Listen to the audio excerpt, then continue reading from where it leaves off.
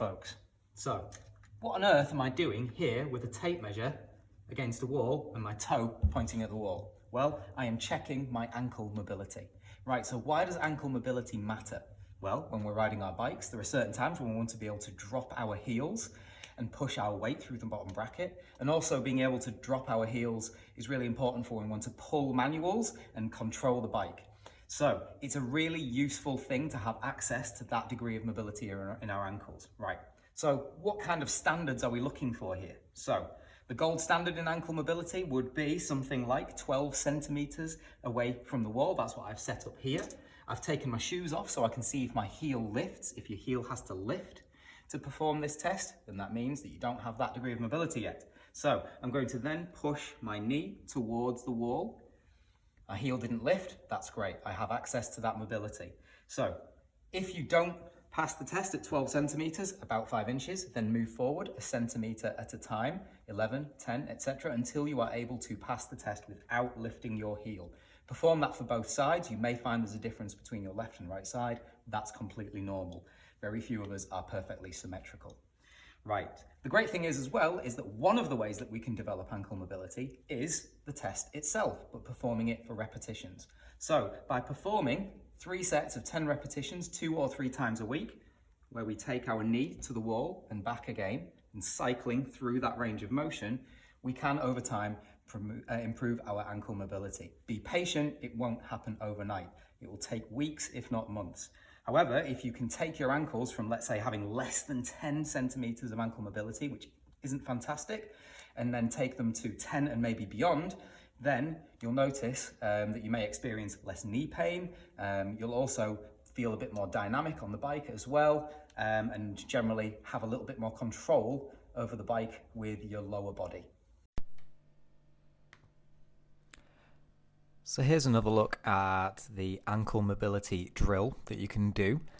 So what I've done is I've placed my toes a set distance away from the wall here. I've taken my shoes off so that I can make sure that my heel isn't lifting off the ground at all. And I'm pushing my knee towards the wall, making it touch the wall, and I'm performing this 4 repetitions. Okay, if my heel was to lift, then I would have to move my toes closer. Now, you would do this in a progressive manner. So you would basically find a distance where you can just about reach the wall, and then you would perform a set of 10 repetitions. And I would suggest performing 3 sets of 10 with each ankle.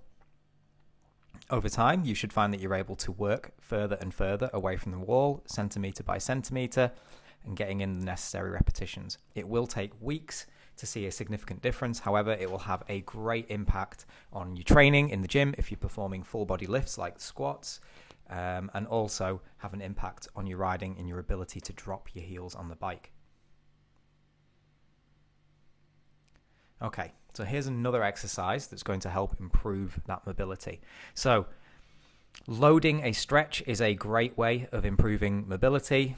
So you can see I'm performing calf raises here. I'm just doing these with my body weight. So I've made a pile of plates here, but if you've got like an aerobic step or just some blocks of wood, anything like that, I'm just using my hand to support myself. I'm basically lifting my whole body weight. And what's really important is that we don't bounce at the bottom of the stretch.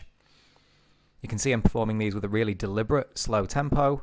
I'm holding the contraction for a split second at the top, and then I'm allowing all of the elastic potential energy in my tendons to dissipate at the bottom and getting the benefit of that loaded stretch as well.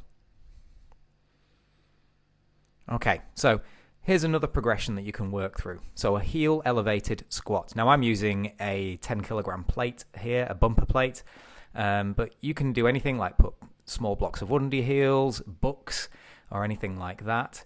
And you can see that what this does is it allows me to perform a squat with a really, really good range of motion because my ankle is not the limiting factor now, and I can do this with a really quite upright vertical torso. So what you might find over time is that you're able to reduce the size of the wedge that you place under your heels, going to smaller and smaller plates, thinner books, thinner blocks of wood, whatever. Okay, we can also get more out of this movement by performing it again with load. So again, loading that range of motion means that we're going to be stronger at those limits of the range of motion, and we will ultimately gain more mobility over time. This is also a fantastic quad exercise too, and is just really beneficial because of the thorough range of motion that it takes the hips and the knees through. Do give this one a try. Again, 3 sets of 10 a couple of times a week is a great way to progress this exercise. So over time, you might find that you're able to progress away from requiring the plate. So we can perform this with body weight. And you'll see that my mechanics are pretty similar, having practiced this a lot. Upright torso, not quite taking the knees through the same range of motion, not quite taking the hips through the same range of motion, but because I've been practicing this movement a lot, you can see that I've got pretty good ankle mobility here, and my tibia is able to translate quite far forward, knees moving beyond my toes. Again, it's something of a training myth that has been debunked more times than I care to count, saying that your knees shouldn't go beyond your toes when squatting. I really wish this one would kind of die.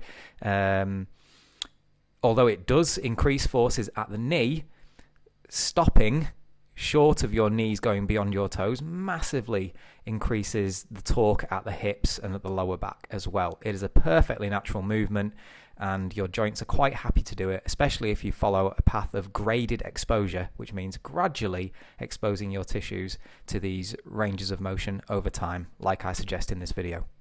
Let me know if you found this useful, and I hope you're able to improve your ankle mobility.